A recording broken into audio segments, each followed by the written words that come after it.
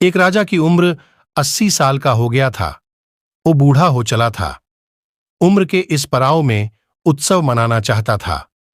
अपने मित्र देश के राजाओं को बुलाना चाहता था और बड़ा कार्यक्रम करना चाहता था। उस कार्यक्रम की शोभा बढ़ाने के लिए उसने अपने राज्य की जो सबसे फेमस डांसर थी उसको बुलाया और उस कार्यक्रम में उसने अपने गुरुदेव को बुलाया जो उसके गुरुजी थे। कार्यक्रम शुरू हुआ। उस राजा ने अपने गुरुदेव को कुछ सोने के सिक्के दी कि आप भी इस डांसर को गिफ्ट कर दीजिएगा। शानदार सा प्रोग्राम चलने लगा राजा के दरबार में। राजा की जो बेटी थी राजकुमारी वो भी वहीं बैठी हुई थी। जो राजा का बेटा था युवराज जिसे घोषित कर दिया गया था वो भी वहीं था। कार्यक्रम चल रहा था। हर कोई परफॉर्मेंस पर ताली बजा रहा था। कार्यक्रम चलते चलते रात की 2 बज गई थी। उस डांसर ने देखा कि उसका जो तबला वाला था वह थोड़ा थक गया और उसको नींद आने लगी थी। लड़की ने तभी एक दोहा पढ़ा। लड़की ने कहा, बहू बीती थोड़ी रही, पल पल गई बिताए, एक पलक के कारण क्यों कलंक लग न जाए। यानी कि एक बार अगर पलक झपकी और आंख लग गई तो फिर कलंक लग जाएगा। यानी कि वह तबले वाले को जगाना चाह रही थी कि अगर आंख लग जाएगा तो सब गड़बड़ कर दोगे तुम, इसलिए अब जागो, फिर अगर राजा को पता चल गया तो सजा मिलेगा। तबला वाला अचानक से चौंक गया और फिर ढंग से तबला बजाने लगा। लेकिन उस दोहे का मतलब सबने अलग अलग निकाला। कमाल ये हुआ कि वह जो गुरुदेव बैठे थे राजा के, उनके पास जितने सोने के सिक्के सब उस लड़की को ले जाकर के दे दी। जो राजकुमारी बैठी थी उसने अपना 9 लखा जो हार था वह ले जाकर के उस लड़की को गिफ्ट कर दिया। जो युवराज बैठा था उसने अपना हीरे के औंठी था ले जाकर के उस लड़की को दे दिया। राजा वहां सिंहासन पर देख रहा था और वो चौंक गया कि डांसर क्या कर रही है। एक दोहा बोलकर कि सबको पागल बना रही है, लूट रही है। राजा ने परफॉर्मेंस रुकवा दिया और कहने लगा कि मैं क्या कर रही हो, तुमने एक दोहा बोला और इन सबको लूट लिया, यह गलत है। राजा शायद अगला शब्द बोलता कि इसको बंदी बना लो। तभी राजा के गुरुजी बोले, बस बस शांत हो जाओ राजन, इस डांसर ने बहुत सही बोला। उन्होंने कहा, इसने जो कहा है ना उसका जो मतलब निकाला है कि मैं क्या कर रहा हूं।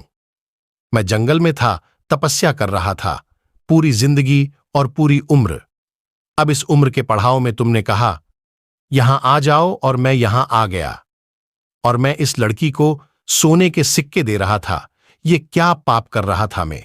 इस लड़की के दोहे ने मुझे जगा दिया है, मुझे बता दिया कि मुझे कहां होना चाहिए, यहां नहीं होना चाहिए। मैं तो अपना कमंडल लेकर चला। फिर वहां से गुरुजी चल पड़े। राजा की जो बिटिया थी वो कहने लगी, पिताजी मैंने भी इस दोहे का मतलब अपने हिसाब से निकाला है। आज आपको बताती हूं। मेरी उम्र हो चली है लेकिन आप मेरा शादी नहीं करवा रहे। मैं आज की रात आपके राज के एक लड़के मिथिलेश के साथ भागने वाली थी, लेकिन इस लड़की के दोहे ने मुझे समझाया कि बहू बीती थोड़ी रही, थोड़ा समय और बचा है, फिर हो जाएगी शादी। उस एक गलती की वजह से आप पर क्यों कलंक लगाऊं, इसलिए मैं रुक गई। मुझे अच्छी अक्ल आ गई और मैंने वह 9 लखा हार इनको गिफ्ट कर दिया। जो युवराज था वो कहने लगा कि पिताजी ऐसा ही कुछ मेरे साथ हुआ है। मेरी उम्र होती जा रही है और मैं बड़ा होता जा रहा हूं। कब से इंतजार कर रहा हूं कि आप मुझे सिंहासन पर बैठाएंगे और आप बिठा ही नहीं रहे। आज की रात मैं सैनिकों के साथ मिलकर आपको मारने वाला था, अगला महाराज बनने वाला था, लेकिन लड़की के दोहे ने मुझे बताया कि कितना समय और बचा है, तुझे भी सिंहासन मिलेगा।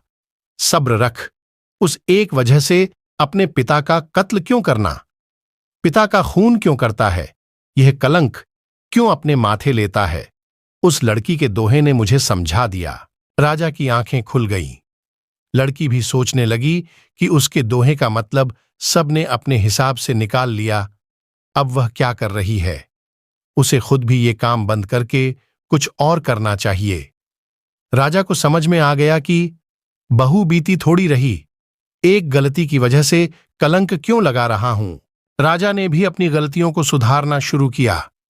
अपनी बेटी का शादी करवा दिया उसकी पसंद के राजकुमार से।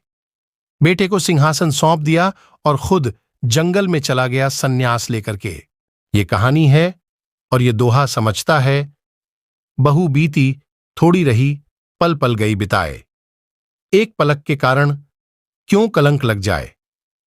लाइफ में हम बहुत पेशेंस के साथ, बहुत सब्र के साथ आगे बढ़ते हैं अपनी मंजिल की तरफ, अपने टारगेट को अचीव करने के लिए बढ़ते हैं। लेकिन कई बार में लगता है कि बस हमारा सब्र टूटने लगता है कि बहुत हो गया, थोड़ा समय बचा है, थोड़ा सा और सब्र लेकर चलिए, आप अपनी मंजिल तक पहुंच जाएंगे।